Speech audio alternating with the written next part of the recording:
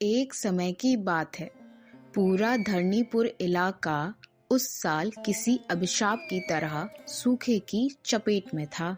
आसमान और भगवान दोनों मानो रूठ ही गए थे। महीनों से एक बूंद बारिश तक न हुई थी। खेत जो कभी हरियाली से लहलहाते थे, आज उनमें गहरी दरारें पड़ चुकी थीं। कुएं पानी की जगह गूंज लौटाते थे।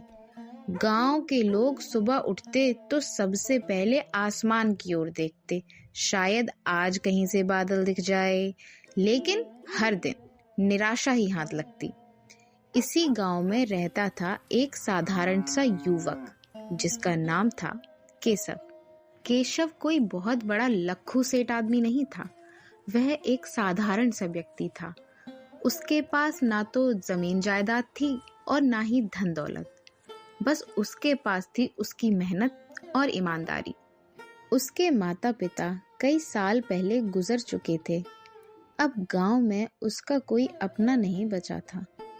एक शाम वह सूखे खेत के किनारे बैठा मिट्टी को मुट्ठी में भरकर उदास आंखों से देख रहा था। अब यहाँ रुकने का कोई मतलब नहीं है। ना ही यहाँ कोई काम है और ना ही कोई खाने का सहारा। अगर जिंदा रहना है तो अब मुझे बाहर जाना ही पड़ेगा। अगली सुबह हुई।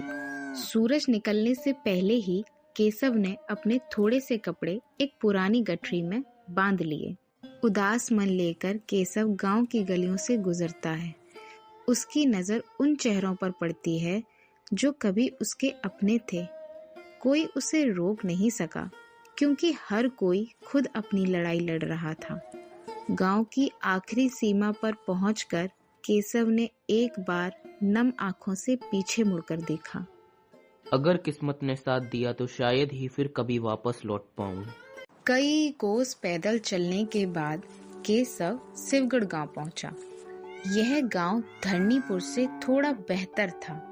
यहाँ खेत पूरी तरह सूखे नहीं थे और बाजार में थोड़ी रौनक थी। लेकिन केशव के लिए यहाँ भी सब कुछ अनजान था। न रहने की जगह, न कोई जान पहचान। भूख से पेट में ऐंठ हो रहा था और पैर थक चुके थे। चलते चलते वह गांव के बाहर एक बड़े से बाड़े के पास पहुंचा। अंदर से गायों और भैंसों की आवाजें आ रही थीं। वह बाड़े के पास खड़े एक व्यक्ति के पास गया। मोटा कुर्ता, साफ पगड़ी और चेहरे पर रौब। यह थे गांव के प्रसिद्ध धनी किसान धनराज साहू। साहू जी, मैं दूसरे गांव से आया हूँ। हमारे यहाँ भयानक अकाल पड़ गया है। अगर कोई काम मिल जाए तो बड़ी कृपा होगी। धनराज साहू ने उसे ऊपर से नीचे तक देखा। तुम्हारी हालत तो वाकई खराब लगती है। काम तो है मेरे पास, पर आसान नहीं। मुझे कोई भी काम मंजूर है साहू जी। मैं मेहनत से पीछे नहीं हटूंगा। मेरे पास 60 गायें और 40 भैंसे हैं। हर रोज उनकी सफाई, गोबर उठाना, सुबह शाम चारा और पानी सब तुम्हें करना होगा। महीने के अंत में 250 रुपए मिलेंगे और 2 वक्त का खाना भी। केशव के लिए यह आसान काम बिल्कुल भी नहीं था। वह जानता था कि यह काम उसकी ताकत की पूरी परीक्षा लेगा, लेकिन उसके पास कोई और विकल्प भी नहीं था।